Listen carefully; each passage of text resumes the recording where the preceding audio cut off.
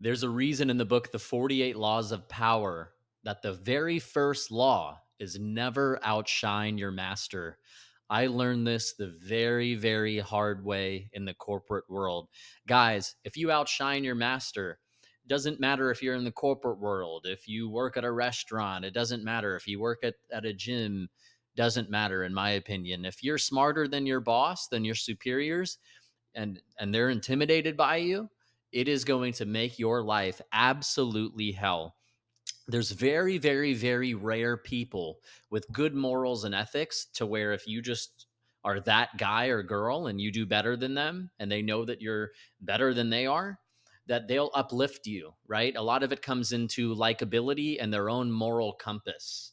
And they might try to say that, hey, this guy's ready for a promotion or this guy's ready for a raise. But I would argue that 96% they will feel intimidated by you. They will feel like they need to come down harder on you. They feel like they need to be better than you. They need to show more authority than you. Your confidence actually is they take it as disrespect. Your intelligence makes them feel like they aren't good enough. And let's face it, a lot of these people got into middle management and seniority positions and into the C level due to their ability to play politics and manipulate, and also because they were probably pretty good at what they did, right? And if someone comes along who completely obliterates their performance that they had in the past, right, that's going to make them their ego take a little bit of a hit. People don't like that, especially a boss, right? Bosses only really feel comfortable, especially mine, when they feel in control. They're control freaks. They need to feel better than you. And if they don't feel better than you, they're not going to really like you as a person. For example, I am in a certain job. For confidentiality reasons, I won't say what, but basically, I'm in a career where I'll just say it. I'm in sales. So, sales is to me the most cut and dry department in the corporate world. And what I mean by cut and dry is it's purely what revenue are you bringing to the company? What are your sales? That's all that should matter at the end of the day. Finance, you can't really measure people as much. HR, you can't really measure people as much. IT, support, all this bullshit, right? Well, sales, it's it's cut and dry, right? And basically, my boss was a salesperson at the company, and for quite a few years, did extremely well. Got promoted to a VP, then the company grew, and then ultimately grew out a team. Well, here I am. I get hired. I've worked at this company for many, many years, and ultimately, I have closed more sales than he's ever closed. I'm the number one performer in the history of the company. People don't like that, right? They don't like when you outshine them. You never should outshine your master. I was actually trying to. There was a point in my career where I felt a little worried for my job. I had a down year in sales. So in our company kickoff, every year, at the beginning of the year, there's that company bullshit kickoff where everyone flies in, or they do it offsite at a place like Vegas. I've had it at. We rented out the Win, things like that, right?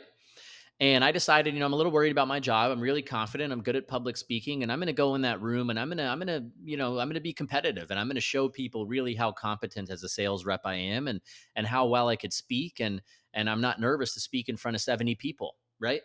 Well, I was speaking and really, participating more than everyone, and my boss, through my confidence, he got so triggered, and he actually felt he became completely toxic at me. I don't need to get into the details, but then when he started trying to speak up, and he actually sounded more insecure than I've ever heard him in his whole life in front of all these people. And it was because he was comparing himself to me, felt outshined. I was outshining the master.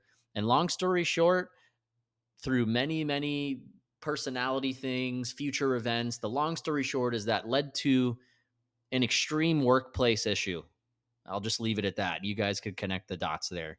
And I realized, right, this huge workplace issue that added a shit ton of fucking stress to both of our lives and a lot of issues, um, was because it all stemmed from outshining the master. So, guys, you need to be the ultimate resource to your boss. They need to see you as the ultimate go to person, their confidant that they could trust. You need to be amazing at your job, but not better than them. I got that advice from someone one time. You need to be as good as humanly possible.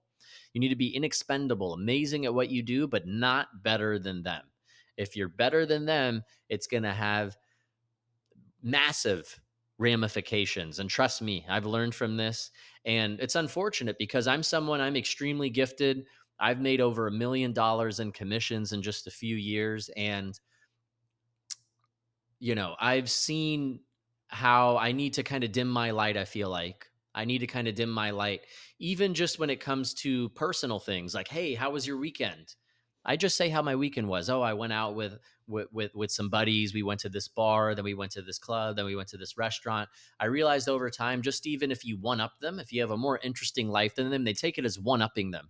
I don't mean it as one upping them. So I learned to just never ask, hey, how was your weekend? Because it would be a common thing on Monday. Hey, how was your weekend? They would say, oh, took the wife to the grocery store, took my kid to volleyball practice. What about you?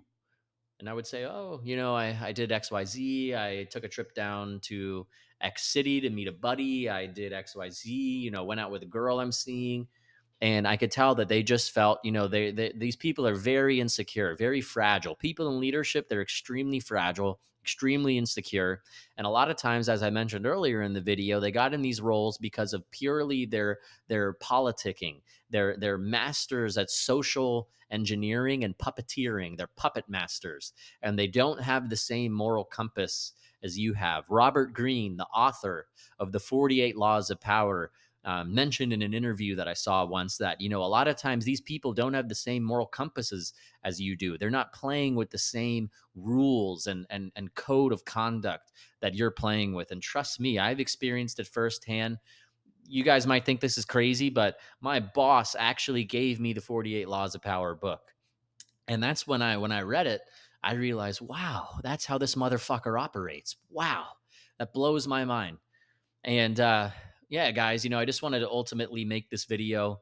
Um, Never be smarter than your boss. You need to be. I'm someone I have authority. I have issues with authority, and I don't like people telling me what to do. I have a very alpha personality. I'm the boss. Okay, I'm the fucking boss. That's how I view myself. I hate being subservient to people and taking orders. And ultimately, at the end of the day, I've had a lot of issues with bosses. I've butted heads with them a lot, right? If you challenge authority, sometimes you just purely want to know, hey, I need you to do X, Y, Z. Well, okay, well, why though? Why? Just saying why, just oh, da, da, da, da. So I've had to let people know, hey, I'm willing to do whatever you want me to do. I'm just the type of person I learn best. I just want to know why. Why would we change our process? Why would we do this if this is working? They don't like being questioned why. So ultimately, if you want to have the smoothest corporate world or any job for that matter experience, you need to be great at what you do, be an advocate to your boss. Hopefully they like you on a personal level, and then your personalities align and are compatible. And you need to be the best one on the team, the go-to confidant, right hand man or woman. But if you make them feel insecure, good luck to you.